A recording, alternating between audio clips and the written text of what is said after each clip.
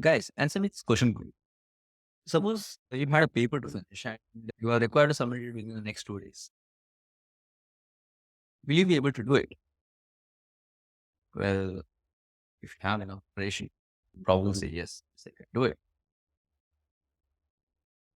But how many of you actually thought, okay, since I have 2 days, and if the tasks are relatively easy, why not finish this task ahead of its time and submit it before the deadline?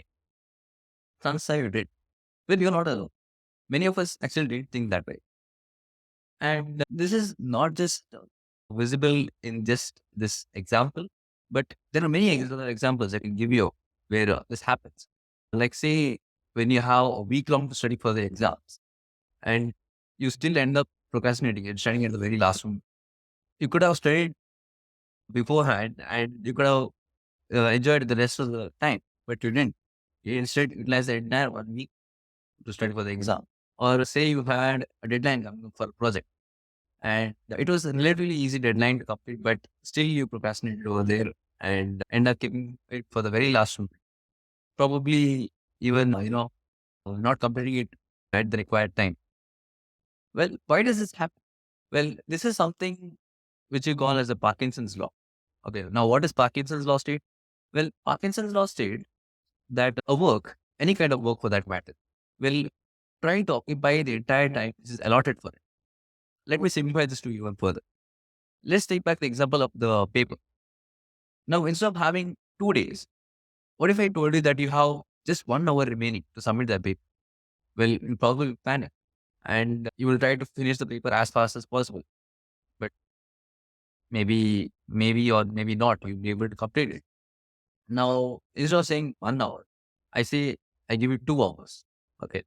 Now, you might be a bit more relaxed and you still try to take your own time, try to fill in the data as neatly as possible, but still you will try to use the entire 2 hours. Now, if I go on increasing the time like this, 3 hours, 4 hours, 5 hours, 1 week, 2 weeks, a month, okay, for say, you still try to utilize the entire time, hoping that you get this paper right. Okay. You see, in each of these cases, the difficulty of the work hasn't changed. It's the same work, the same kind of difficulty, but you're still trying to utilize the entire time duration which is allotted for it. And that's what Parkinson's law said. Remember, a work trying to use up the entire amount of time which is allocated for it. That's Parkinson's law for you. Well, now you know why you're procrastinating a lot, right? Because it's because Parkinson's law is in play over there. Well, now you might also ask, what's the solution for it? Well, what I believe is that the solution comes in two parts.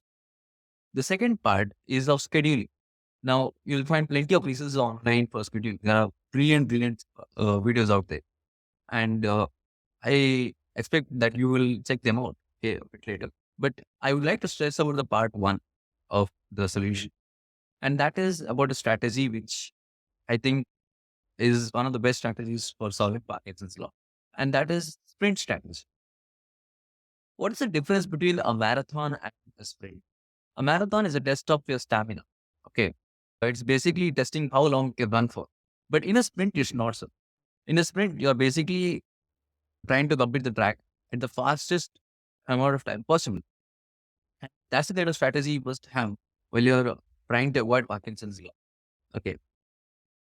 If you just check Parkinson's law, what I mean is that instead of, using up the entire time it's allotted for work, you do the exact opposite. Okay. You try to finish the work ahead of its time, voluntarily. And well, that's exactly working against your Parkinson's law. Usually what happens, your Parkinson's law comes into play and you're always using up the entire time. This leads to decreased work density, right? Now, what trying to tell you is act against Parkinson's law. Try to finish your work ahead of your time. And of course, this strategy is something which I just happened to read about. But let me tell you, I'll be trying to utilize this strategy for myself as well so that, you know, I can share my opinion about it a bit later on as time progresses. But for now, let me just tell you that is one strategy which is the most effective out there. A few key things which I would like you to keep note of while you're trying to follow the strategy is that do not apply the strategy while you're looking for a task which is not completable within like 1 day or within your given amount of time. Of course, there'll be such tasks like that, right? Huge tasks, bigger projects. Of course, you can't expect them to finish within 1 day or within 1 hour. What I expect you to do is by using the strategy, try to apply it for, simpler, shorter tasks because these tasks are one which are easy to complete. But we being the lazy ones, we always try to procrastinate, saying, these are simple tasks, we'll do them a bit later. What's the most that can happen? And at the very last moment, these simple tasks are the one which are the most irritating. Okay. As you might know, once a deadline comes nearby, you would like to get the work completed as soon as possible. But when you have these simple works, piling up one over the other, it becomes really a pain in the head, okay, to, try to finish this work one after the other and then go on to the main job. So apply the sprint strategy for your simpler tasks. And once you get comfortable with it, then you go on applying for the bigger and more tedious tasks.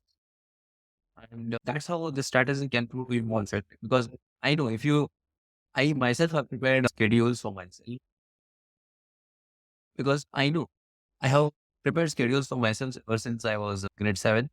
And let me tell you, it's quite hard to follow schedules because you know why I was failing constantly. It's because uh,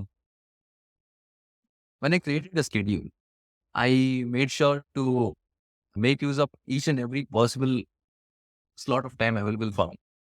But sometimes you would be faced with some issues like your network is not loading, maybe you forgot your textbooks back at school, or maybe your notes is incomplete, or some reason, and that would lead me to get more frustrated. And since I have utilized every other time which is available for me, there is no other free time available so that I can make up for that work. And that's how my entire day's schedule is ruined. And yeah, that's how I ruin my schedules. That is why now instead of you know trying to build up schedules, I am trying to get tasks completed. Okay, so it's like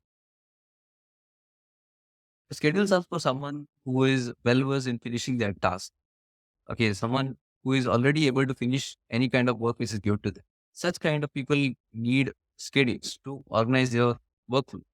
But for people like me who are not able to, complete their work on time, people like you and me, we should be primarily focusing on trying to get done, finishing our work first. Then we can think about schedules. So first, let us focus on getting our work done. That way, once we are more comfortable with it, then we can move on to more, complex stuff like actually creating a schedule. So yeah, I think that's one way you can fix your workflow, and you will probably gain some control back in your life. So yeah, that's all I had to talk in this video. I hope that you'll try to follow the strategy, and even I'll be trying to follow the strategy, obviously. And I'll be letting you know like, what happens if you don't follow the strategy, like what will happen if you follow the strategy, and so on and so forth. But until the next video, you guys are great. See ya.